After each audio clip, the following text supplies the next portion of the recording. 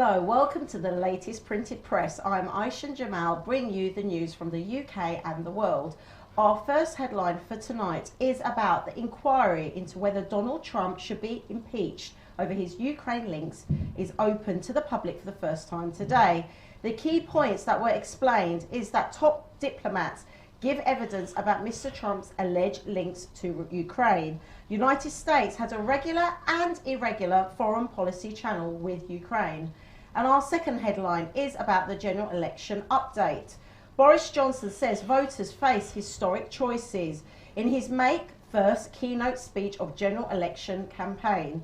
The Prime Minister calls on voters to back Tories to end the groundhoggery of Brexit. Jeremy Corbyn has ruled out second Scottish independence referendum during his first term in government if elected. And our third headline of tonight is Royal Mail has won a court order to block a union ballot that could have resulted in strike action during the election and run up to Christmas. The company sought an injunction at the High Court, enticing irregularities with the voting process, which delivered an overwhelming result in favour of walkouts in a long-running dispute over job security and terms of employment. So quite serious stuff on the news tonight. And I'm very, very happy tonight to introduce Aysen Djemal, from a founder of Family-Based Solutions, and Joe LETTERI, have I said it right? Founder also of Family-Based Solutions. And we're here discussing recovering from domestic abuse and child-to-parent abuse, a very serious subject that you deal with. First of all, can we just have your general views about this subject? So we initially started with child-to-parent abuse, so that was something that wasn't really recognised at the time. It's becoming more recognised now. So it's where children can be physically, emotionally, financially abusive. Often a lot of those young people will have grown up in homes where there was domestic abuse between the adults, which is where we also are looking at helping families who have come through domestic abuse, just to prevent those children from going on to become perpetrators or victims. Yes, it's quite a hidden form of abuse. It's not as clear-cut as an adult to an adult, because as a parent you're expected to be there no matter what, and it's not easy to get rid of your child when your child is the perpetrator or is deemed as the perpetrator. So it's a subject that not everyone empathises with, sympathises with, and a lot of the parents are suffering in silence and don't realise that there actually is help out there. They just need to come forward with it. Yeah, I mean, that sort of leads me to my next question. If you tell us a little bit about the history behind how you actually set up this organisation. It was through, Joe and I were working in an Enfield secondary school, and we both came across this young lad, this Turkish young lad, who was very, very sweet to us, very, very respectful, but they'd only just moved over from Turkey. I think about 6-7 months he'd been in the country, in the UK. And I noticed bruises on his mum when I was in a meeting with his mum, so I automatically assumed it was her husband. Later to find out that actually it was her son that was physically abusing her. So we did what I do with every domestic violence victim, did a safety plan, got them to memorise it so they don't have any evidence at home, told her exactly what to do. I made referrals to social services. Social services said it didn't meet their threshold because he's safe. So I just said to her, if anything happens, you need to just call us. So she called one day and I could hear him beating her, throwing chairs at her, you know, all sorts. So I ran down, Joe ran down, called the police on the way. Police basically, at the time, weren't very educated on this topic. Thankfully, we've come not a long way, but we're moving towards in the right direction. And they basically told her to start parenting and for him to stop beating her, and then left. So obviously, after we left, he went on to beat her again. So we did a lot of research. We had nowhere to go with it. So Joe and I decided to open up our own charity, start our own charity. No experience in it whatsoever, didn't know what we were doing. We just knew that something had to be done. All we knew is it had to be a charity, because we didn't want to charge families for the service. And it had to be working with the whole family. So rather than just working with the child in isolation or the parent, it was a whole family intervention.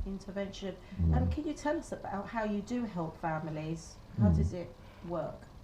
So families can self-refer to us if they want to, just phone us up and we can meet with them initially. Most of the referrals come through the school route, so we would meet with the parents or parent at first just to get more of a picture of what's happening, and then we would start the work with the whole family. But it's not, it's an intervention that doesn't delve too much into the past, although it's important they live in the present. So it's what they can do, small changes that they can make that just makes everyone a little bit safer and a little bit more less stressed. Yeah. I mean, the families that come to you, I mean, what are the statistics in our local community? So is it quite fierce in our local community?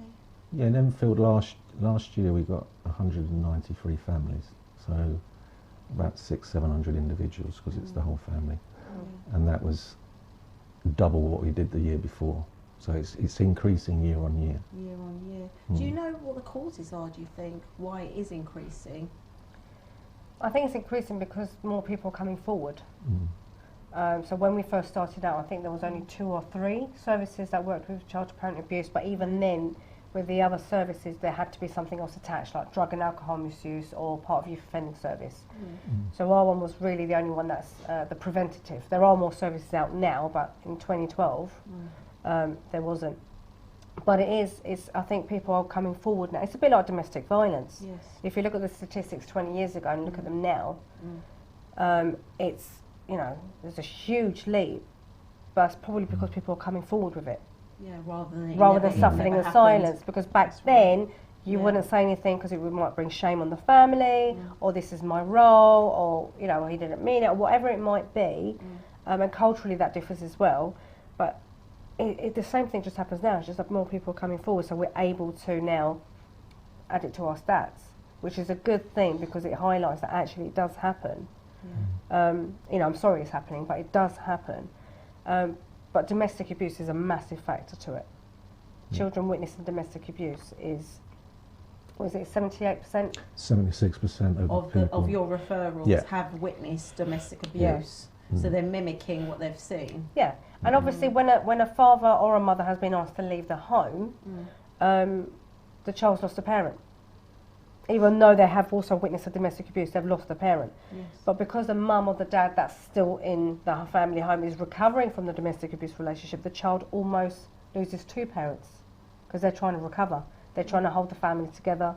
You've got court cases. You've got people, outside influences, you know, take him back, do this, do that. So while the parents doing that, they're covering the basics with, you know, food, warmth, shelter, all of that with the kids, but emotionally they find themselves not as available as they should be, no fault of their own, because they're trying to survive. So children almost lose 2 parents, so then the behaviours that they've witnessed is normalised. So when they're angry, they hit, or they shout, swear, whatever it might be. So there is always a reason behind this abuse. I think that's something that at this point in our programme I'd quite like to make clear, that it is okay to admit that this is happening, because you were saying just before we started the programme that a lot of people are ashamed or they feel like they can't actually voice what's going on, and in a sense it's like a two-edged sword, isn't it? For one, oh, you're not a good parent because you can't be parenting your child, how can they be out of control? And secondly, it's them pointing a finger at their own child and saying, my own child is making a mistake. I mean, should we talk about that just a little bit to assure our audience out there, you know, people might be watching that are suffering this in silence. What would you say to them? I would say to them that initially, the way we view it, it's not a parenting problem or a child problem. No, the problem's the problem, so let's deal with that. Yes. So once professionals start looking at it that way rather than pointing the finger of blame, then people are more likely to come forward. The concern about going outside the home is obviously, it's my child, I don't want to call the police, I don't want them criminalised, I don't want to ruin the rest of their life, but also getting social care involved. So what if they take that child away? or if there's younger siblings, they're witnessing this. So if you leave it and don't, and think it will just go away, it won't. It's not something that just disappears. It's not something that, it's not normal teenagers just being defiant. It's gone beyond that. Yes. And if you don't get the help early, this young person, like I said earlier, could go on, his girlfriend, his wife, their children, your grandchildren could be suffering the same thing. Yes. So, you know, please tell somebody. And it's not something that just happens in certain families. We can't just say it's domestic abuse. It could be children that haven't dealt with a bereavement, children that are getting bullied at school and it's not been dealt with, parents with mental health or drug issues. So there's a whole load of different reasons why it can happen. Yeah. And sometimes it's over strict parenting, no warmth, no love, or it's completely opposite. Too much. So it's difficult to say what one thing is, but if we looked at our statistics just from what we know, then domestic abuse is up there. It's the highest one by far. The highest one by far. And at what point would you say to somebody who's suffering from something like this, at what point should they actually realise that there is an issue? Is it the point where they're being very violent verbally? Is it the point where they're being violent physically? Is it the point where they're actually hitting somebody else? At what point would you say you need to recognise that there is a problem? Because sometimes, I know that's like quite an obvious question, but I think as a parent that's quite a valid point. At what point would you say you need to get help? I think any parent has a gut feeling. So anytime a parent kind of feels this is not normal teenage behaviour, this isn't just normal teenage defiance, they should then seek support, because preventative is better than trying to rescue a child after it's become entrenched. So anything ongoing, I mean, if they're physically abusing you, just the once is enough to seek help. If it's, you know, telling your parents or whatever because they've been a teenager and they're trying to push boundaries, that's different to where if it's ongoing, that's definitely a sign to say, actually, you know what, he's out of my control. The moment you feel that you've lost control is the moment that you need to seek advice. And it is a gradual build-up. It's not, they don't wake up one morning and just suddenly become violent. So it's difficult to spot because it just creeps up on you. Yes. So it may start with, like you say, a bit of defiance or a bit of controlling, or deciding that they may not want to go to school tomorrow because they just don't feel like it, or they've been gaming for too long. And, you know, that's often when it comes to light for us. When we was at the school, it was more of an attendance issue. So the parent is then got that double sort of hit where they're being threatened with a fine, but I can't get my son to come in because he towers over me. What do you want me to do, drag him in? In fact, we had one parent that did that to her daughter and she was reported to social care. So she was kind of, well, what do I do now? I can't drag her into school, she refuses to go. And you want to penalise me for that. So that's why it's a lot of people don't come forward. And basically, when you're having to deal with these things, it's definitely a challenge. And we were talking about this again before the programme. How do you deal with it, like with your own mental health? When do you know when to cut off having to deal with something like this?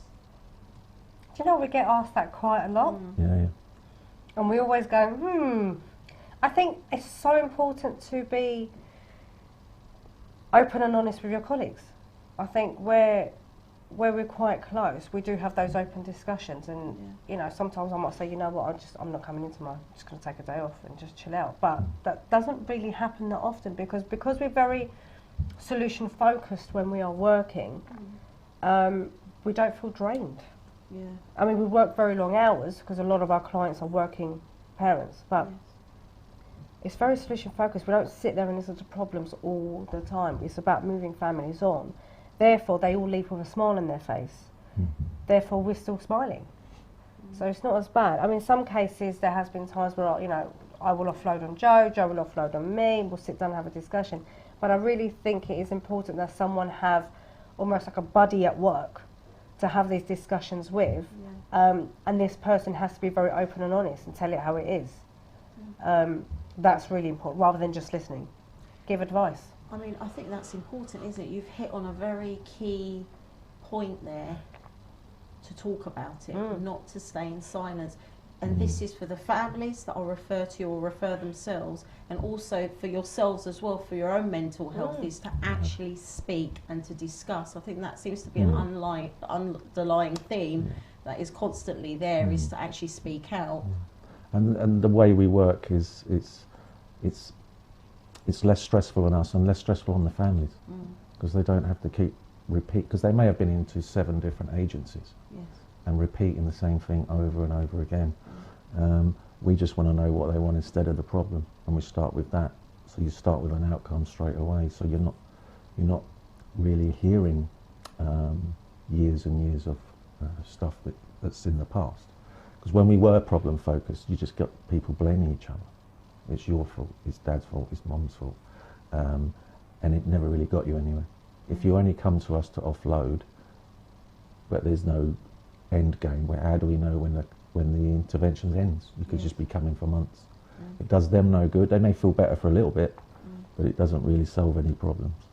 And what's also key is anyone could be referred to you. There is no criteria, because we were talking about that with certain charities, organisations. Like you said, there has to be domestic violence, or there has to be this, or there has to be that. They have to tick some boxes. You have to tick some boxes. With your organisation, you don't. As long as there's any form of child-to-parent abuse, any form of child-to-parent abuse, from the age of 5 to 18, and then they can self-refer, or anybody can refer the family over to us. With the domestic abuse, as long as the perpetrator's not living in the home, then we will work with the recovery process. So we do a lot of work with the parent to how domestic abuse affects their child, how to move on themselves, how healthy relationships, because that's really important when the perpetrator's left the home, and also how to keep themselves safe, and their children safe. But everything we do, anything that the parent comes for, is all about stopping their children from becoming future perpetrators or victims. That is our end goal. We don't want kids to grow up and do that. Even if they haven't witnessed domestic abuse, if they are feeling angry, for whatever reason, and that behaviour is normalised for them to lash out or be verbally abusive, that's for us to try and work with them to end it as soon as possible.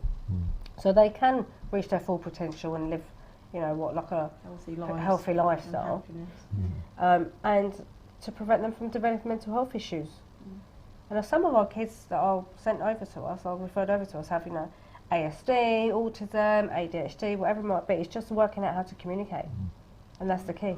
We don't have like a program. It's not a set sort of, right, you've got 8 sessions, and this is what we're going to talk about in each session, because every family is unique.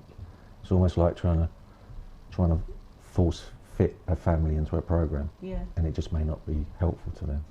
So the beauty with working with solutions is it doesn't matter what your family makeup is, and it doesn't matter what the problems are. What matters is how would you know when them problems are no longer there? What would be the signs that tells you things are actually going in the right direction? And it could be a smallest change that they make initially, and they just build on it week after week. So you can't set them up to fail. So you have to be sort of realistic with the target they set themselves. But also it has to be a bit challenging. It can't be something that you do every day. So for example, if a kid says, I'll go to every lesson on time, is that unusual? No, I do that anyway. Well, then that's not a challenge. It's got to be something that is something that's different, because if you keep doing the same thing over and over again, you're likely to get the same outcome. That's right. I mean, it's good that you actually focus on the positive, and just to lighten our mood, you've done some really out there things to raise money. They've been quite funny. Tell us about, AYSE did something recently last week, the silence. Tell us about that. What is it that you normally do? This is the second time I've done it, actually. The first time I did it, I went on 2-day silence complete silence, to raise awareness of domestic abuse on men, because it's a lot harder for men to come forward. This time we did it for general bullying, domestic abuse, anyone suffering in silence.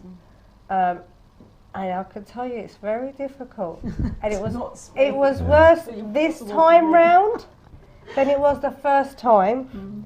Because this time round I could see a lot of things that were going wrong around me, and a lot of things that were agitating me, and I just had to sit there and take it. Okay. And Were you writing a lot, or you're scribing? I gave up with that in the end because people were just ignoring me. But it's just a snippet of how isolated people can feel, and that was just 2 days of me like a metaphor, isn't arguing it? with my own thoughts, and oh my God, I can see what people are doing around me, but I can't actually say anything, and I can't do anything, and I feel powerless, and I'm just literally sitting here on my own while everyone else is getting on with their life. It is quite horrible.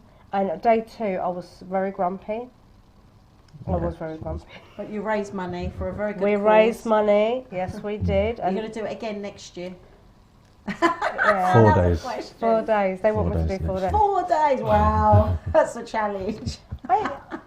Yeah, maybe. You could do it though, you could do it. Maybe. Let's talk about more. There was a very interesting one that you did, and we've got an image of it, you lying down on some sort of stimulator it is. Can you tell us about what that was about? Yeah, so that was the Labour Pain Simulator Challenge. Labour Pain Simulator Challenge. Right, tell us what that means. So that was, obviously it was all men, so we all had to go down, lie on these couches and have these, a TENS machine, I think they're called, where they send electric shocks through your abdomen, and it just increased and increased and increased. I think we got to stage 2 labour, and we all kind of just said that was enough. And it was only 20 minutes, but it was really painful. And that was more about raising awareness of when ladies are in domestic abusive relationships, it normally gets worse around pregnancies. It can get worse that way. So it was trying to highlight that. But yeah, it was a really painful experience. I don't know if I'd want to do that again. All right, so we'll be Once doing that is next enough. year again. Then. Yeah. And you obviously, I mean, you know, again, it's worth it, but it's nice because it does lighten the mood a little bit for you as well. It's something fun, although I don't know how much fun. It was fun for me. Fun for the viewers, yes, but I don't know for the actual people experiencing it. Well, you know, I much preferred the London Walk. That was the London Walk, and you've done other fantastic things like the skydiving. Tell us about that. Yeah, a few of us did skydiving a couple of years ago. I think there was about 5 of us. Yeah. That was pretty good. We had our relaunch party last year, which was quite amazing. I mean, we try and work, you know, find new ways of raising a little bit of money for the charity. There's a few of us that's going to go to the London Aquarium in May and go in with the sharks. So we're doing that in May. Not me. I hasten to add. Joe's doing it, he just doesn't know he's doing it yet. You know, so anyone got any ideas, let me know. Yeah, unusual ideas. I do like the unusual ideas. I don't want to just do anything typical. Yeah, but I mean, it's fantastic, isn't it? Because at the end of the day, it's a very, very serious subject. But like you said, you are looking at it from a positive viewpoint. You're looking at it from a solution viewpoint. So obviously, the things that you do that are different to raise money do have a point to them. Like you said, you know, actually, those women who are suffering in silence, by you not actually speaking, you are able to empathise and sympathise with those victims, and then hopefully you can use that experience when we did to help somebody. When I did it, I think 2 years ago for men, we had 17 men come forward to say that they were being abused. Quite a lot of them from LinkedIn. To say that, you know, 2 of them were professors at university, to say that they were being mentally, verbally and physically abused by their wives. But it's quite difficult to come forward, isn't it? It is. When I mean, it's difficult enough for a lady, for a woman to come forward, let alone a male. So, you know, everything we do has a purpose, but like you said, you've got to do it in a light-hearted way, because otherwise we'll be very drained. It will be, and that goes back to your mental health and keeping that going, because if you're not okay, then you can't help anybody really, can you? And the message is not to be judgmental. No, absolutely not. And to stop the cycle of violence, because it seems that seems to be your priority, and it seems to be a pattern that people who are referred to you have had some sort of violence happen to them, and hence why they've become violent. And I think that's very, very important to actually point out that there is this cycle, isn't there? Yeah, and it would be good if the people in charge of this mess started to see it that way, so that you're not 10 years down the line spending a whole load more money because you have to put people in safe houses and you know, police call-outs, and so it's an early intervention, and that's the way it should be seen by everybody. I mean, let's talk about that, the future. How would you like to see the future and getting other people involved? Well, I think we'd like to, we're in 3 boroughs at the moment, so Enfield, Haringey and Barnet, and we'd like to kind of get out into as many boroughs as we can. Long term, we've always wanted to open our own home, so for respite, so that children don't end up in the care system or in a children's home somewhere. But where the repair work is done, rather than just leaving a child in a home for 3 months and then sending them back. And maybe long term after that, a school, some sort of school for children with social and emotional difficulties. I mean, that's really fabulous sort of dreams of where to go forward, and I'm sure it will happen, because I mean, from where you were to where you are now, because I mean, the beginnings was that you worked together in a school, and I mean, what do we think about that? Like you were saying to me, you were working together in a school and you saw the blips, but how are schools within the education system? Do you think they do support children in these situations and families? I think it changes from school to school. There are very, very good schools that are very supportive, and there are some schools which are far more academic based. I think the message to parents is find the school that's right for your child, and don't just focus on Ofsted reports or what other people are telling you. It has to be the one right for your child, especially if your child has some form of disability or suffers with anxiety. So please, I beg you, find the right school that will suit your child, because some schools are amazing, very, very supportive.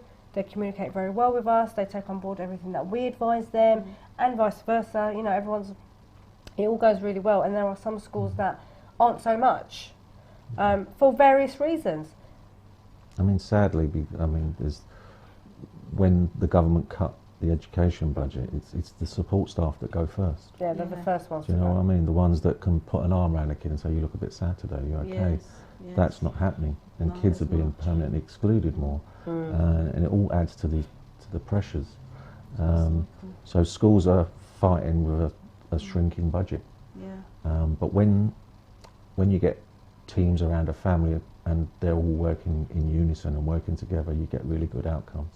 And that generally, the schools are generally involved in all of those meetings, either social services or adolescent mental health services. So once they're working in partnership really well, it does produce good results.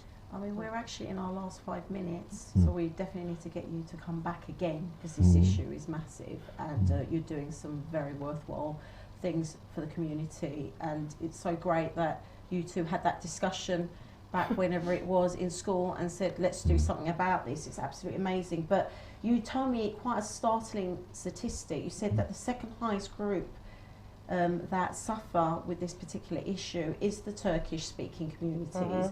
And you said that they need to educate themselves. What would be the message that you would be sending out to a lot of our target audience tonight? Please educate yourselves. Go to schools, find out what's happening. Don't assume schools are just raising your children during the day. Keep up to date with their attendance. Work out what their weaknesses, what their strengths are, and try and support them. I mean, the Turkish community that comes to us are all lovely.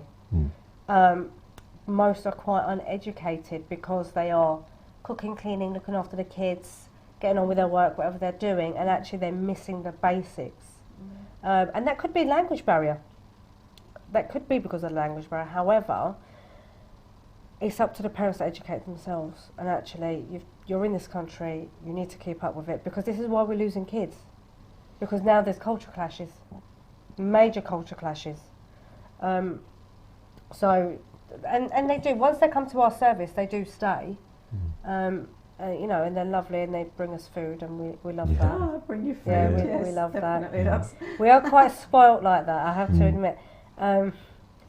but they need to go and develop themselves as a person to find their own identity, and not just always be a mum and a wife. That's so important. Even in meetings at schools, we used to conduct meetings where it wasn't necessarily Turkish, it could have been any language, but you're relying on that child to interpret what you're trying to say to that parent, and it just ain't going to come across. No. I mean, my parents couldn't speak English either, so when I got a letter from school, I just told them whatever I wanted to say. They wouldn't have known any different. Yeah, it could have been anything. It could have been anything. So the language is massive. Languages. And also the last point that I just want to make, because we are running out of time, is we were talking about charities, supporting those smaller charities, and I've been plugging this on my programs since the beginning of this season, that smaller charities are much more on the pulse. If you support it and you give funding to smaller charities, you will actually see where that money goes. So I think that's very, very important. But you were also saying about linking up. Just make that final point. There are some fantastic charities that are very transparent and love to link up. I mean, TCCA, I'm a huge fan, and I think Edim and his team do such brilliant work. I'm a huge supporter of them. And likewise, he supports us, whether it be sharing posts, or having a barbecue, whatever it might be. And it's about everyone working together in harmony, working towards the same outcome. And that is to support our local community. Sorry. Well, and a lot of funders like to see that you're in partnership with other charities, because it just strengthens your bid. Because the problem is there's more charities going for a shrinking pot. And you've got hospitals turning into charities, schools turning into charities, so everyone is going for that smaller amount. So small charities have to get together.